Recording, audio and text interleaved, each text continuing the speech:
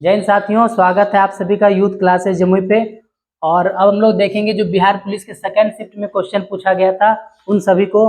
First shift में आया हुआ सारा क्वेश्चन आपको हमारे यूट्यूब चैनल पर मिल जाएगा।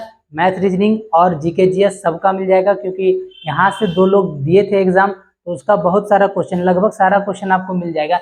आइए अब सेकंड शिफ्ट में जो क्वेश्चन पूछा गया उन सबको देखते हैं। तो क्वेश्चन था कि गंडक नदी को अन्य किस नाम से जाना जाता है। ठीक है, तो गंडक नदी का देखिए अन्य नाम जो है नारायणी या गंडकी हो जाएगा।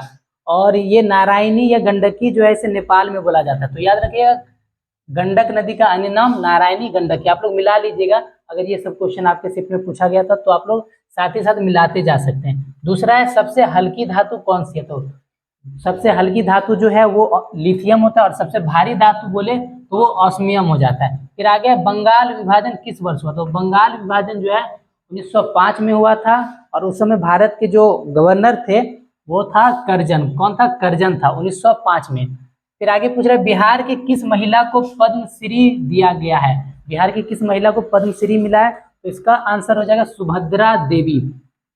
और देखिए हो सकता है आगे ये भी पूछ ले, बिहार के और 2 लोगों को मिला है, एक है आनंद कुमार सुपर 30 और दूसरे हैं कपिल देव। इन दोनों को भी मिला है पद्मश्री, और इन दोनों का संबंध है शिक्षा से। इन दोनों का संबंध है शिक्षा से, जबकि सुभद्रा देवी का संबंध है कला से। चलिए आगे देखते हैं। आगे पूछा गया अशोक चक्र में तिल्लियों की संख्या कितनी है। तो हम सबको पता है अशोक चक्र में जो है 24 तिल्लियां होती हैं। चलिए आगे देखते हैं।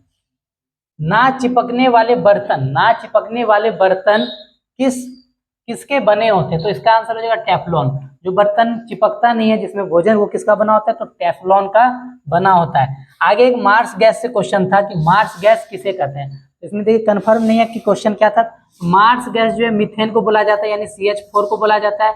इसे ही दलदली गैस भी बोलते हैं, क्योंकि दलदली क्षेत्र में पाया जाता है। बायोगैस, गोबर गैस, इसी को बोला जाता है। धान के खेत में कौन सा गैस पाया जाता है। तो उसमें भी मीथेन होता है। गाय जो जुगाली करती है उसमें भी मीथेन होता है। तो मीथेन यानी मार्स गैस से क्वेश्चन था।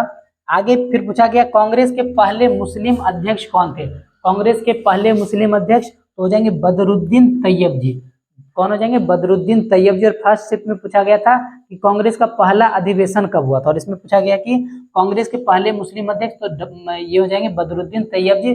और सिर्फ पहला अध्यक्ष पूछता कि कांग्रेस के पहले अध्यक्ष कौन थे, तो हो जाएंगे WC बनर्जी। कौन हो जाएंगे? WC बनर्जी। आगे देखिए, आगे नीलगिरी पर्वत से एक क्वेश्चन था। तो नीलगिरी पर्वत देखिए कहाँ है। तो जहाँ पे पूर्वी घाट और पश्चिमी घाट मिलता है, साउथ में मिलता है। 2-3 राज्य है, केरल, कर्नाटक, तमिलनाडु, वहां पे।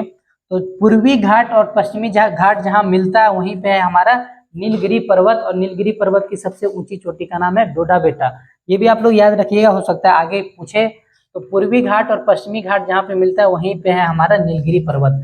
इसके बाद पूछा गया नीति निर्देशक तत्व भारत के संविधान के किस भाग में है। तो नीति निर्देशक तत्व हो जाएगा भाग 4 में। भाग 4 में। इससे पहले पूछा गया था, फर्स्ट शिफ्ट में पूछा गया था कि मूल कर्तव्य किस भाग में। तो मूल कर्तव्य था हम लोग का 4 का क में, ठीक ना, 4 का क में। और नीति निर्देशक तत्व हो जाएगा भाग 4। और अनुच्छेद भी याद रखिएगा, इसका अनुच्छेद 36 से 51, 36 से 51 हो जाएगा।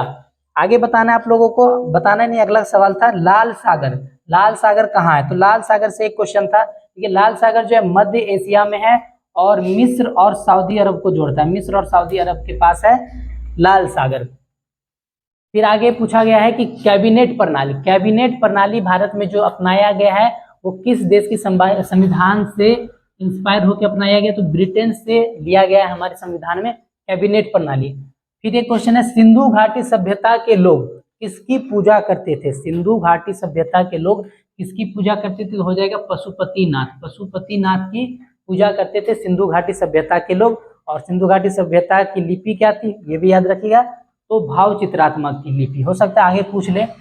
आगे है फिर बंगाल का पहला गवर्नर जनरल कौन है। बंगाल का पहला गवर्नर जनरल कौन था। तो वारेन हेस्टिंग्स। क्या हो जाएगा? वारेन हेस्टिंग्स बंगाल का पहला गवर्नर जनरल था। फिर UNDP का फुल फॉर्म पूछा गया था। UNDP का फुल फॉर्म क्या है। तो इसका फुल फॉर्म हो जाएगा United Nation Development Programme. United Nation Development Programme. आगे फिर पूछा गया है कैग यानी कि नियंत्रक एवं महालेखा परीक्षक का कार्यकाल कितना होता है। तो कैग का जो कार्यकाल है वो है 6 वर्ष।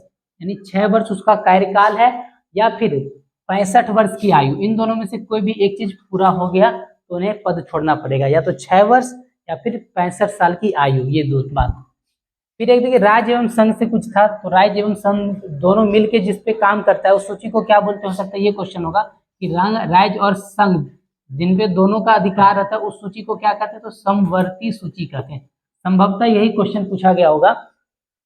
फिर देखिए हिंदी में पूछा गया कि रमा का पर्यायवाची क्या है, रमा का पर्यायवाची क्या है, तो देखिए आंसर ऑप्शन में क्या था नहीं पता, लेकिन इसका 2-3 पर्यायवाची देख लेते हैं। रमा का पर्यायवाची एक हो जाएगा लक्ष्मी, दूसरा हरिप्रिया, कमला, तो इन्हीं सब में से कोई आंसर होगा।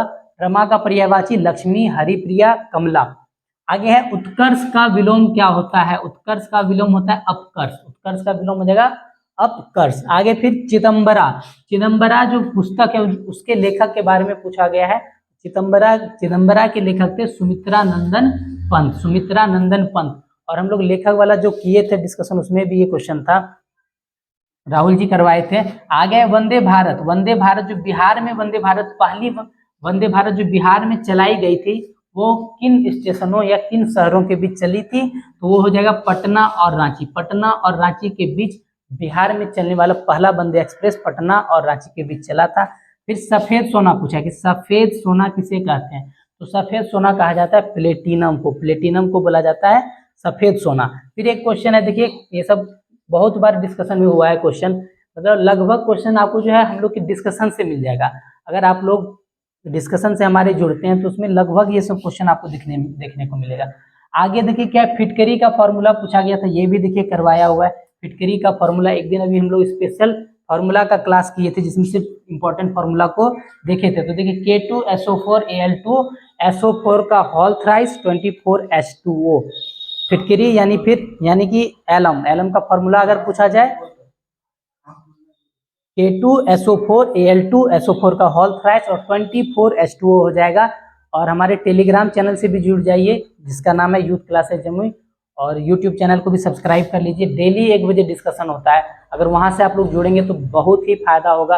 अगर आगे आपका कोई भी प्रतियोगी परीक्षा है तो उसमें ये काफी फायदेमंद होने वाला है। 1 PM पे डेली होता है। अब देखिए आगे क्या पूछा गया, आश्रु गैस, आश्रु गैस का क्या नाम है, तो इसमें 2 आंसर आता है, कभी क्लोरोपिक्रिन दिया रहता है तो कभी क्लोरोएसिटोफिनोन दिया हुआ रहता है। तो जो आपका ऑप्शन होगा उस अनुसार आंसर कर दीजिएगा, क्लोरोपिक्रिन या क्लोरोएसिटोफिनोन, इन दोनों में से कोई एक होगा।